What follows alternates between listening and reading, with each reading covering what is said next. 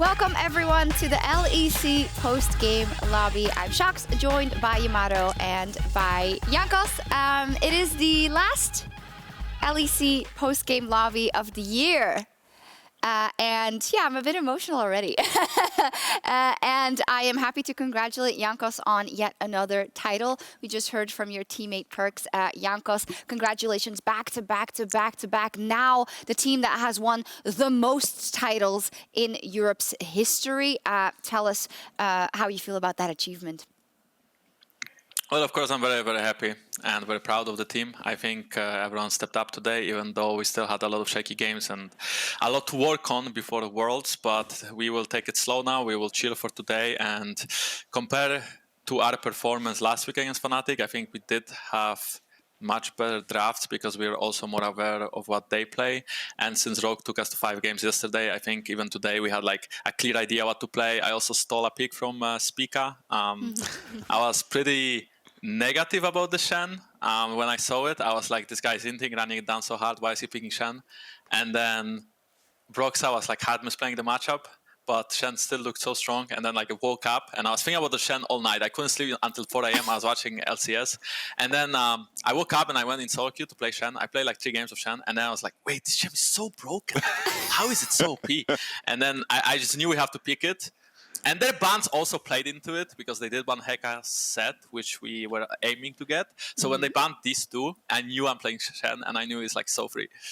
It also gave you like good kind of a mind game in the draft as well, right? Because then you got that good counter pick also for the top lane, and it really worked out. Last time around, it was a fever dream from Caps who wanted to play Kog'Maw, and then you 3-0'd the finals. And this time it was a fever dream from Jankos. So yeah, it makes me excited about what other picks we're going to see at Worlds or whatnot. Jankos, talk to me about kind of the jungle priority. And ooh, can you see this, Jankos? Nice. There we go. I mean, that's nice. It's 4-0 now.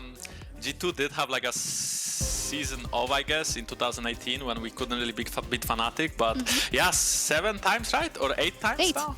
8 times. 8 times, yeah, that's nice. The most out of everyone. I mean, I'm super proud, you know. It seems like G2 is pretty insane, so I'm happy to play in the team. It is pretty insane. This is live happening right now. Yeah, what I wanted to talk to Yamato and also give you the word is kind of, we had a big question mark about what the jungle pool was going to look like throughout this series. And the Shen didn't come out of nowhere because we saw it in LCS, but it still was a wild card. The Shen was a good adaptation. I like the 2018 kind of alteration of G2 that happened with the Camille LeBlanc thing going on. I liked also the fact that, you know, when everyone's talking about how it was like a farm jungle meta Jankos, and when Hecarim is out and when Evelynn is out, it's not really the case. I wanted to ask you how you feel about it, because everyone was asking, oh, Jankos, are you going to play Evelynn? Are you going to play Hecarim? Well, it depends. I do think that playing against LPL is going to be more difficult when it comes to stuff like Renekton, Nidalee, Graves, but in Europe no one really showed that we can play these champions. So, you know, we played Eve, which was also shown in other regions, but I don't actually think she's like that broken without Lucian mid. So since we don't play Nidalee Graves that well, of course everyone tried to play that, right? Selfmade tried to play that, I tried to play it yesterday. Inspired did found some success against Shadow, but Shadow was heavily running it in that series. So I feel like, yes, if Hecarim and Lucian is out, I wouldn't really care about the farming jungles. Yeah, and I also don't think that you can also farm on champions like Sett or Shen, and definitely they will not scale as well as, you know, Graves or Kindred or Nidalee, but they will still be useful, they'll still be tanky, and you still have your purpose while providing a strong early game to your teammate. So I think what we did for this week is we wanted to mix 2 styles of jungling. We didn't really want to leave the Sett style of jungling where we play tanks and we play for mid lane or team fights. We wanted to like kind of adapt and play both, right? We also knew Hecarim is very powerful, so we wanted to get that. We didn't really manage to do it. Of course, enemies would like ban or first pick it, but you know, I got 1 game, looked very strong. So I think that we had a very good adaptation coming into this week. I think honestly, looking at, you know, always, if you look at the grand scheme of things with the World Championship, it seems almost surreal to be in a place if the meta over here in Europe is farming junglers, as people like to put it. The teams that win the World Championship are always the one that force hard 2v2, 3v3 on mid lane and then spread the pressure. So I'm kind of happy that you guys stayed true to it. Yeah, this is something we, I guess, didn't really do well against FPX in the final. We didn't really try to contest for like the 3v3, so they would just get mid prio and they would just roam to sides and kill us. So I'm pretty happy with how we play now. I think Caps is very confident in the boys mid lane, and me and Mickey are the boys, so we are pretty good at playing around mid lane. Still happens that, you know, sometimes enemy jungle is too good or enemy support is roaming to mid and he's uncalled, but I think right now we are getting better and better. Still a lot of throws and shaky games, but I'm pretty confident that we can play better at Worlds. During the bootcamp, we will try to improve. Yeah, some tweets I got, and I just want to relay a thank you from all the G2 fans for not playing Lee Sin in the most important games in the playoffs. Why is it happening, by the way? I just want the final. Can I just like... No, it's fine. It's fine. I mean, I actually... yeah, I didn't play Lee Sin and we won, so that's nice. I don't mind, really. I mean, I don't think Lee Sin is necessarily the strongest in the meta, and historically, like last couple of times, it didn't really work out that well for us. So, yeah, we didn't play Lee Sin and we won the series. So I don't really mind. Like, I don't mind what I play to win. As long as we win, I can be a dog player. Like, I don't mind it. I think we have like a very strong star players on lanes. So I don't think everyone needs to carry in our team. And I think we do play better when me and Mickey are playing like engage and we are just trying to like tank for our boys, for like our soul laners. So I think we're pretty happy, you know. And of course, Perks. Yeah, I mean, the only reason why, you know, I'm just kidding, right? And the only reason I say it's because we had an interview a couple of weeks ago, and you always want to talk about Lee Sin. So I promised you we'd do a Lee Sin check-in every time we had an interview. You're just joking around. You won. It's all good. The Kia player of the series, who do you think it was? Caps. Yeah, it was Caps. Yeah, of course. I mean, honestly, it's impossible. Like, this guy is stealing every kill. I mean, he's playing stealing good. Every kill. He's playing very good. He got the MVP. I really like the MVP video. That's really well done. I love the music and the plays and everything. And I think well deserved.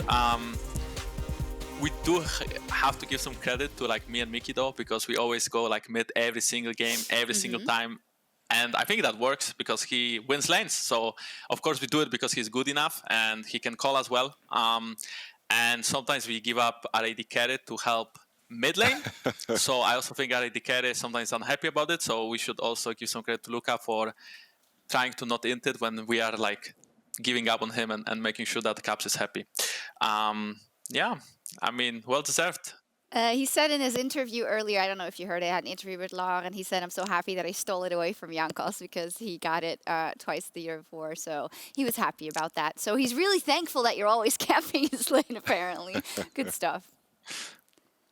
Yeah, I mean, I'm happy he's happy, right? He's, yeah, I don't know. Yeah. I don't know what he is. I'm just happy, you know. We are winning, so I'm fine. Yeah. I have one more question about the series. I know we've been joking around, but something that we found really interesting in that the whole year and actually in the meta, it's so much about dragons, right? And it's that race towards Dragon Soul and whatnot. And then kind of in the first game, that was completely abandoned. And it seemed like it was almost a conscious also choice from you guys to show that that wasn't necessarily something you need to lead the game for you. Is that something that we will see explored in the, you know, in the run up to the World Championship, or was it not on purpose even?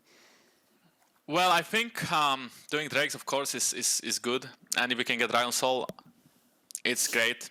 But more often than not, if you take Drake on a bad tempo, or if you take overforce Drake and they can get ahead top side, I think it will just not be worth it. I saw some DWG games where enemy would go Drake, but DWG would get Herald, dive top, get top tower, get kill, get Herald, the game is over, right? So even though you got one Drake, they got 2-3k gold out of that, and you cannot play the game. So I think you should be really aware when do you get Drakes, and I think doing Drakes maybe a little bit after the early game makes way more sense than focusing on them too much in the early game. Of course, if you're playing champions like Seth and you can solve the Drake very early, that's fine. You know, we did this in game 2 where we had 2 early Drakes and then we couldn't really contest.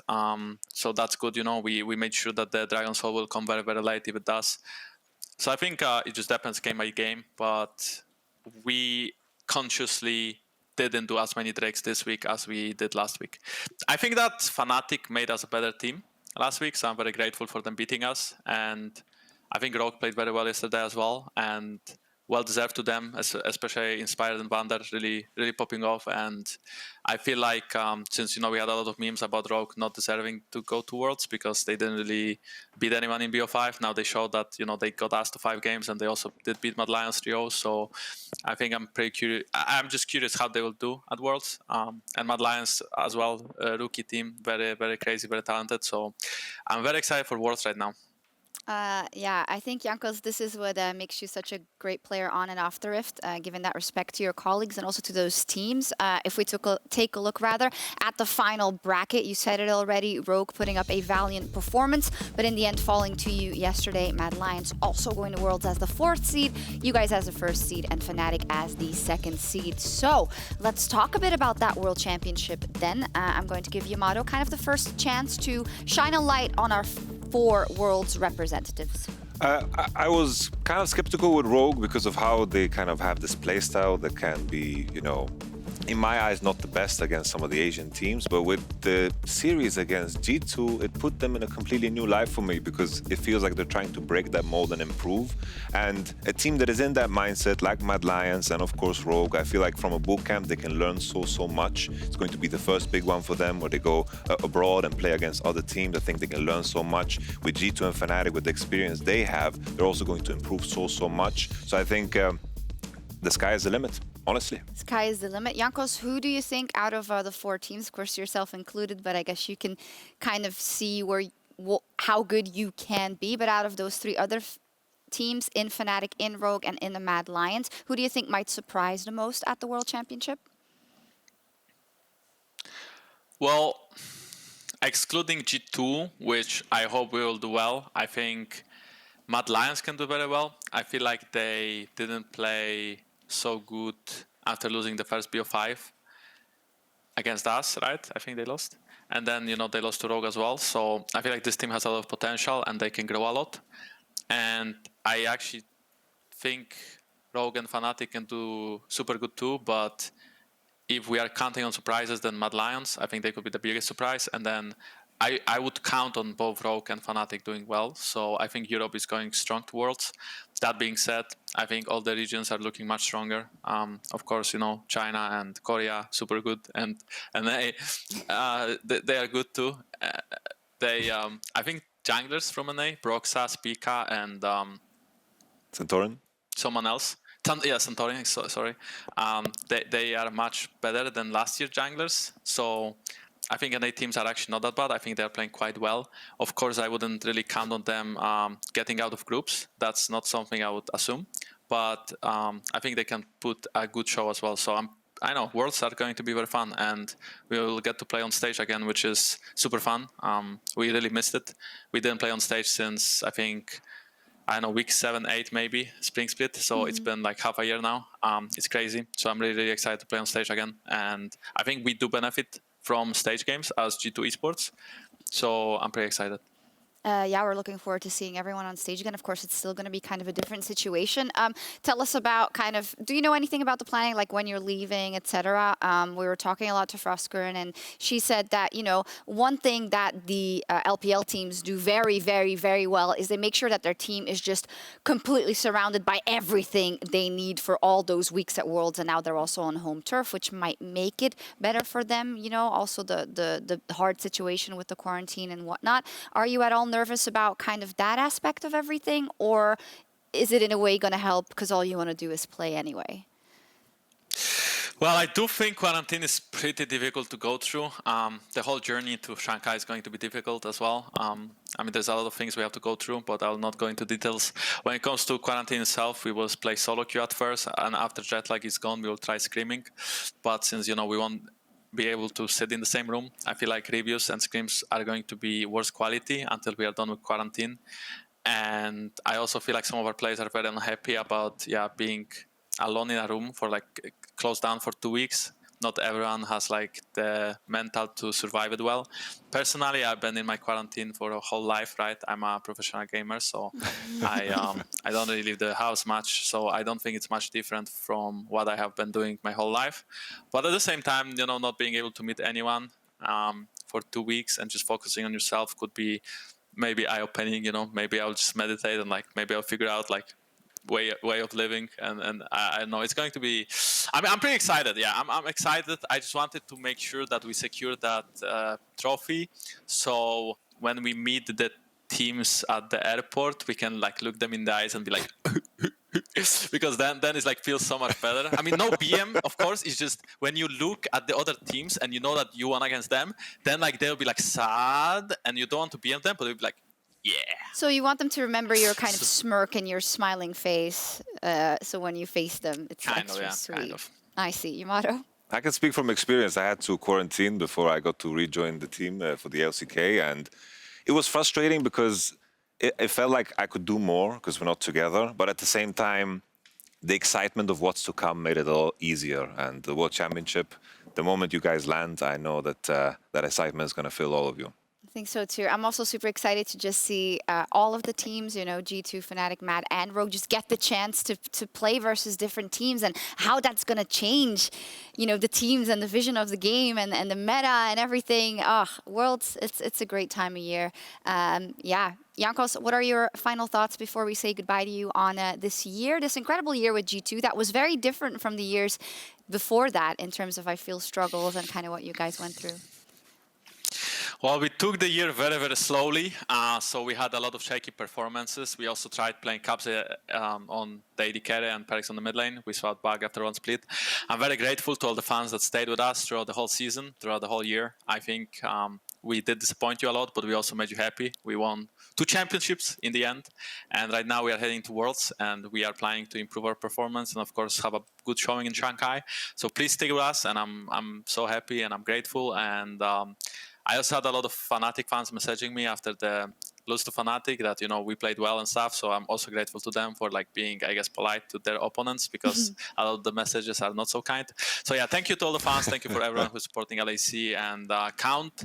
Right now, all of us, all the European teams are allies. So we will try our best as Europe to do well at Worlds. Thank you. Awesome. No, thank you. We're going to take a final selfie with you, Jankos, and hopefully we'll get some actual real-life pictures of you guys once We walk over there, is that the drill? Yes. So, Okay, you're okay? Yeah, like the pack is always falling off my pants. I just put it in my pockets. That's just fine. Come over. Oh, Yep. okay. Okay. I'm proud of you, Jankos. Aw, smile. Thank you. Awesome. Well, that was it for Jankos. Goodbye, Jankos. I lost Goodbye. audio, Thank you. Thank you. Bye. So we're not going to say completely goodbye just yet. I want to take a minute to talk to everyone at home, because this has been an unprecedented year for us here at the LEC, and I know for all of you at home as well. In the face of a global pandemic, remote production, teams playing from home, and German internet, we were still able to continue to provide the league that we love, and we just wanted to thank everyone on behalf of all the crew, both here in the studio, everyone working at home. Thank you for all of your support and making this a record-breaking season. We may not be together in person, all of us, but regardless of the distance, we are still EU. This production does not work when you take out one piece. We need every single person. Be it the makeup artists like Spoozy, be it the audio engineers, be it the runners like Angelina and Sven, anyone you see behind me and anyone at home. We all have to do it together, and it has been an honor making this show for you throughout this difficult year. I am not going to tear up. Instead, I am going to take a selfie with everyone behind me. Yes, let's see if that works. A bit further, all right. Smile! I'm gonna take a couple, actually. Awesome. Thank you all. Thank everyone who's not in this picture but behind the scenes. And we will see you all at Worlds.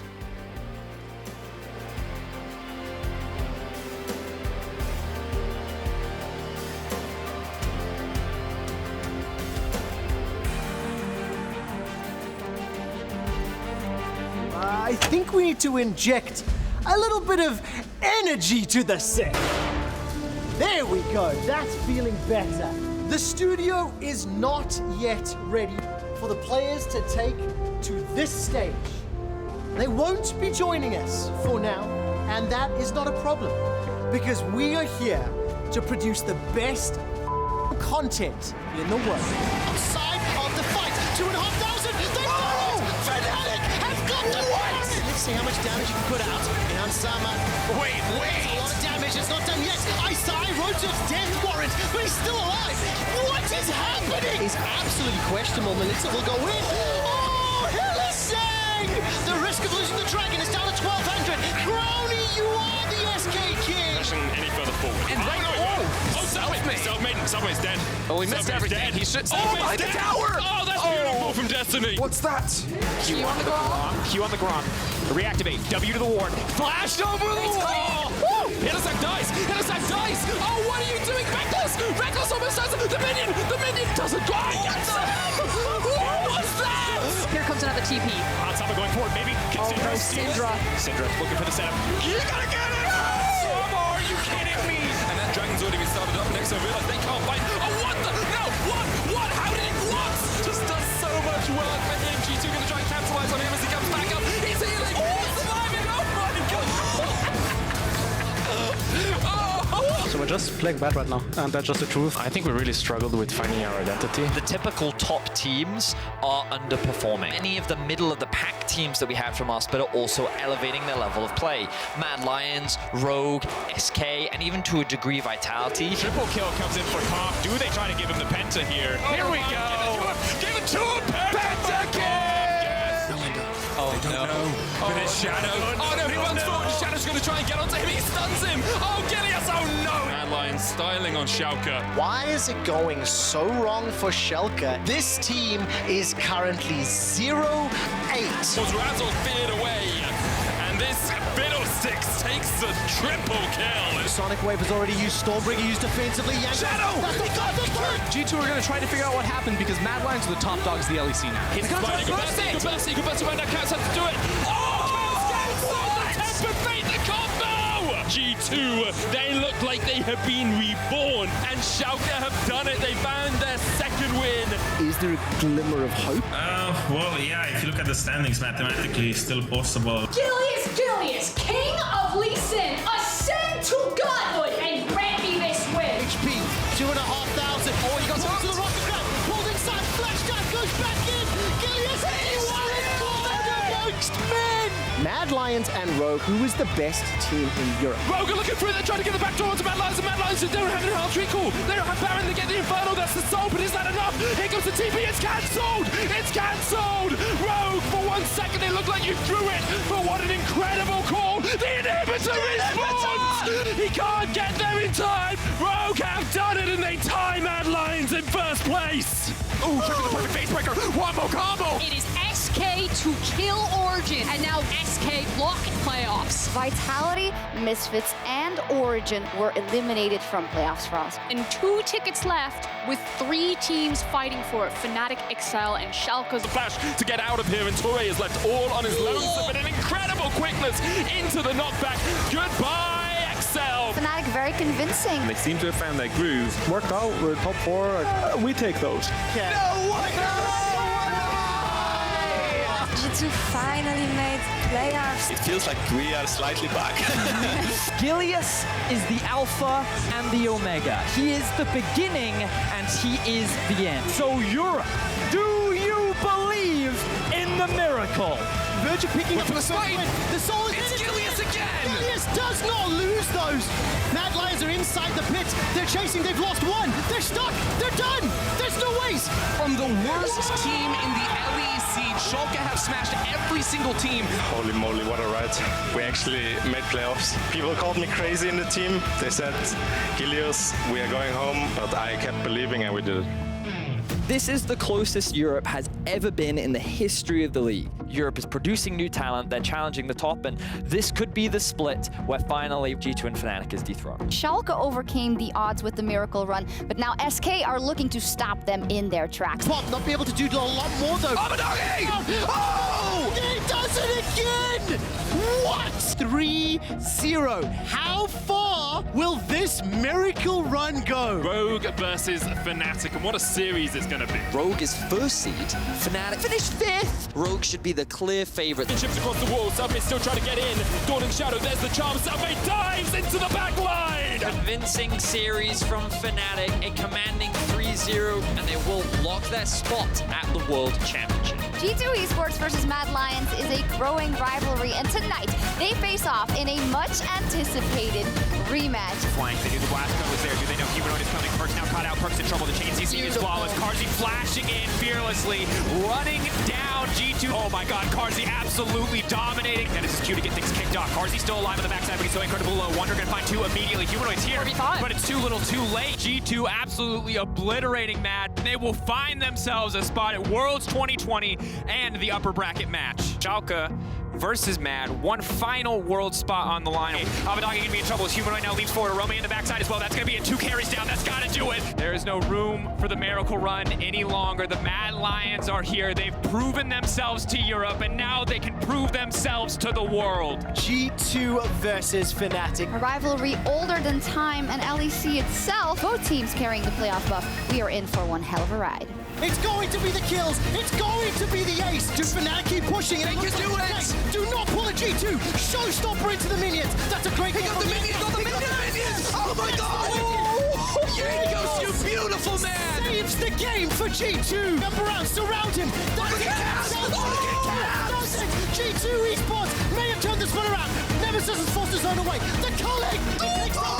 We're still on the dragon. The Ocean Soul is Nemesis. He just solo killed Caps! Kills Caps, the soul goes to Fnatic! You are kidding me! This is a 5 versus 1 base fight. Mickey and One are doing what they can. Nemesis is there to defend! For the first time since 2018, Fnatic take down G2! Fnatic have locked a spot in finals, and that will move G2 into the lower bracket the final day of round 2. One of these 2 teams will be going up against G2 Esports next week. He locks it straight onto Vander. Minions are pushing the Nexus. Lawson! Rogue are going to the finals weekend. They are top 3. We are moments away from Rogue taking on G2 in our semi-final. The body blocked. The casual 1v3. This is insane. Like, that was a are you kidding? Hansama, he's going to get pushed back by a devastating charge. Even though he's no stun, it doesn't matter. Hansama is down. Rogue are down. They put up a valiant fight, but Rogue will be defeated by G2. It feels like Fnatic could win. In the era of G2 dominance, Fnatic took them down. Can you feel the pressure? Can you feel the fear?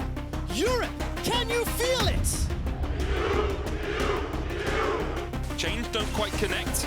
Jankos still tanking it up. Caps dives forward once again. Whippo still surviving for a very long time here as Reckless now opens up. This will be a great kill for Fnatic to get it. Caps has gone way too far. The shockwave. Oh, Caps still gets the kill! He's still in a 1v5. Here comes something trying to dive onto the backline. Knocks Perks back. The Call of the Fortune's coming out as well. Whippo, the Chrono Ship falls off and immediately Caps dives in. He steals away the onslaught of shadows. He's going to dive forward, but he can't quite get across the wall. Reckless though is down for the double. Hitterslang flashes, looking for the Cosmic Binding, but Reckless gets hooked and Caps unleashes the full force of Syndra straight into the face of his former teammate, and you have to think that's it. You have to think they're done. And Caps is in the base. 10 splits, 8 titles. G2 are the greatest team we have ever produced in Europe, and they go back to back to back to back